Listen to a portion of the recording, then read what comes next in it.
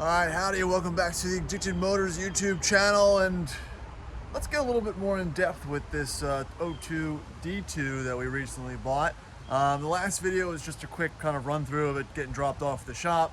Didn't really even drive it that much or do a real walk around, just kind of, checked it out on the first glance. But now that I finally got it back to the house, let's be a little more thorough about the D2 conversation, and then take it on the road and do a little test drive on it. So let's start with the exterior, go into the interior, this extremely mint, little besides the color and the condition, D2, and then take it down the road. So again, for those who are new to the channel, appreciate you watching. Please like, subscribe, do all that fun stuff. Do a lot of old Land Rover, Jaguar, man, someone's gonna try to fight me. Content, as well as some 911 stuff and interesting stuff that we find at the shop, and that's for sale. But this 02 D2 4-liter is for sale, and again, that's kind of what I want to do the run through of. This is an awesome example of a Discovery 2. It only has 104,000 miles. It's a one-owner North Carolina truck, and it's pretty awesomely spec'd out. I can't wait to show you the interior, but just check out this wonderful light metallic green paint that I don't know the color of because I can't find where it's stamped on the inside. Somebody told me, I don't remember. If you know what the paint color is, drop it in the comments. I was looking all over, besides Googling it, which I haven't done yet. I just haven't figured it out yet. And now, I guess, moreover with the paint, I mean, look, it is in really great condition. It's not faded or chipping or anything like that.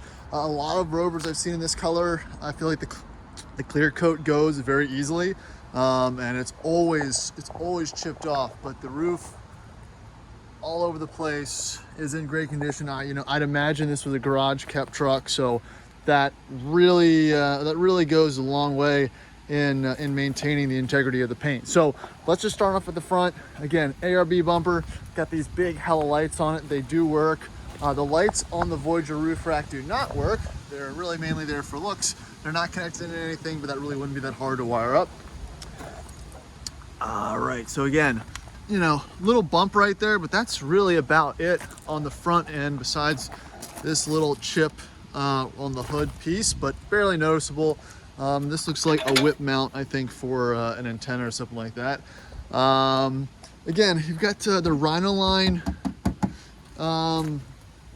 arches, which, those fade really bad in a lot of D2s, so I don't think a lot of owners are real mad about the fact that they look like that. They're pretty well done. Not a lot of overspray or anything like that. You do have a large scratch here. I haven't tried to get it out yet or anything like that. Not too worried about it. Front, rear mud flaps. It is currently sitting on road tires. Got a couple dents here, but man, it's a gorgeous looking truck. Steel rear bumper. Got the ladder, again, Voyager roof rack, spare tire, all that fun stuff. Driver's side also pretty clean, but again, the condition of the paint is really impressive. Really impressive. And I know I say don't trust Range Rovers and Land Rovers with paint, but I think this one's pretty good. All right, let's check out the underside. Very clean under there, not rusty at all. Try to get you up under the rockers here. The D1s and D2s have notorious rocker rust issues, but this one is pretty good. Again, I'm also making this video in case anyone is interested in purchasing this truck as well. So a video tells the full story. All right, dropping down the back frame rails. They look nice. I mean, it's not perfect under there, but let's be honest, it is a 20-year-old Land Rover. But any rust that I saw was just pretty much surface. So, a D2 is again, I'm not gonna say they're underrated because they have their issues, but they're super quirky, interesting trucks in the way that they're set up. And it really, I think, spawns from the interior and how that is set up. There's just a lot of interesting, good features. And now let's not even gloss over the condition of these seats. Land Rover mats. Like I said, this isn't even cracked off. Your little extra storage cubby in there. Again, you've got your manuals and all that. But, the more impressive part is all the little rubber pieces are here. All the plastic is here. It's not cracked. Little leather pieces. I mean, it's all nice. not damaged. You've got your little grip tape areas, which are also nice and not damaged. Again, I don't know. I think this car was brought in through a Southern Port, so a lot of Southern Port cars did receive the stick-on wood console treatment. Not mad about it. It's just there. Again, cup holders, leather console. It's an O2, so it has a center diff lock. I don't believe it has the front and rear manual locking differential. So yeah, just a standard high-low range. But again, you know, everything, you know, even from your skylight vents, no sagging in the headliner.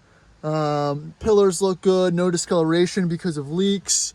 I mean, it's all there. It's pretty cool. Check out the back seat. Ooh, buddy.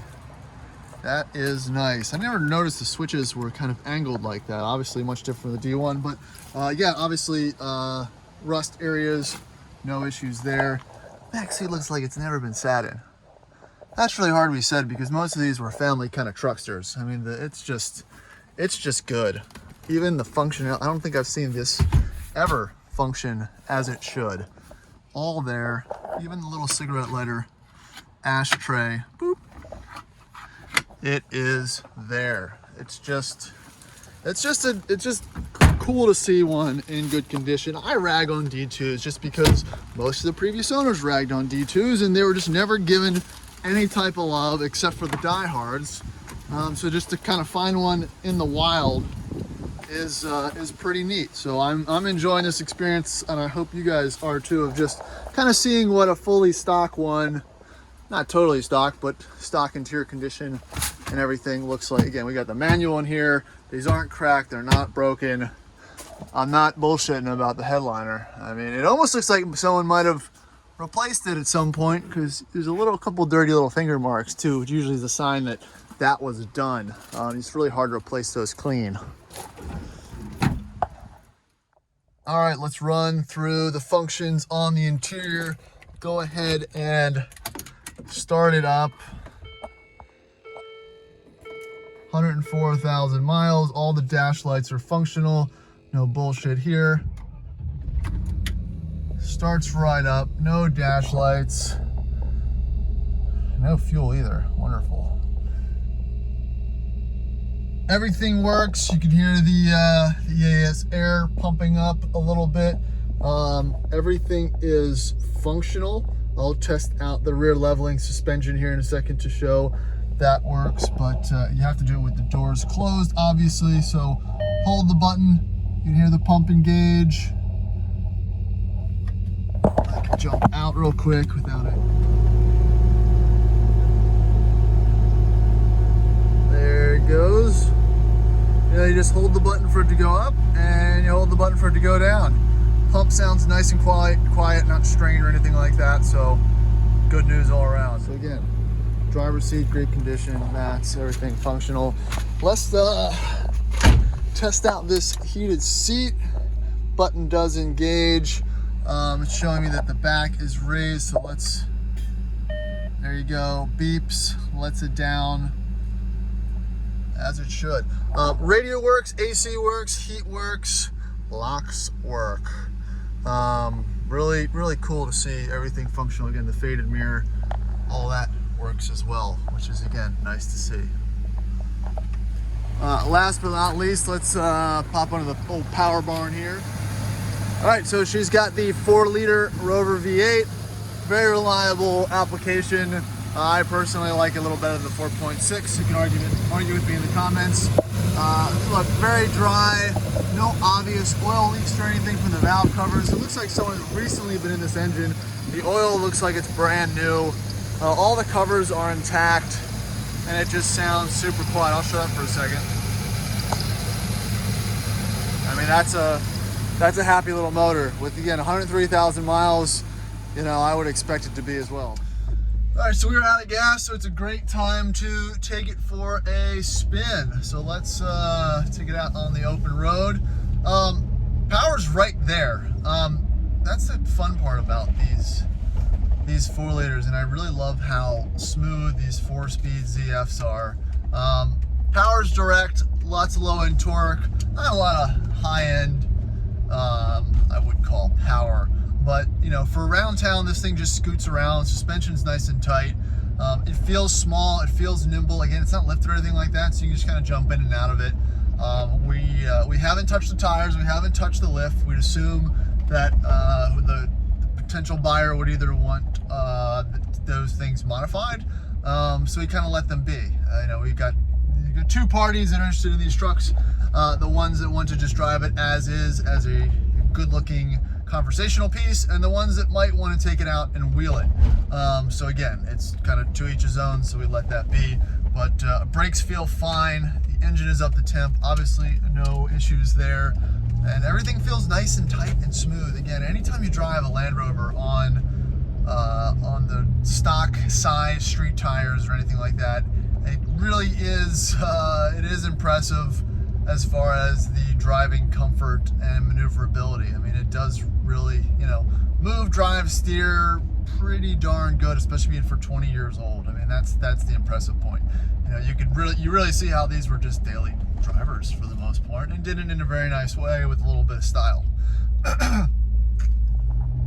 But, you know, they really packed a lot of features in this. You know, if you're a little kid and you like to play around and press all the buttons and whatnot, I mean, it's a virtual jungle gym back there between, you know, the optional 7 seats to the Alpine windows to the switches for the sunroof. I mean, it's just all there at your fingertips to play around in. So I can see why, you know, a lot of these D1s and D2s have a soft spot in a lot of people's childhood and history. You know, lots of little clips and, you know, hooks and whatnot. I mean, they really thought of a lot when they put this together as a luxury kind of off-road centric capable SUV.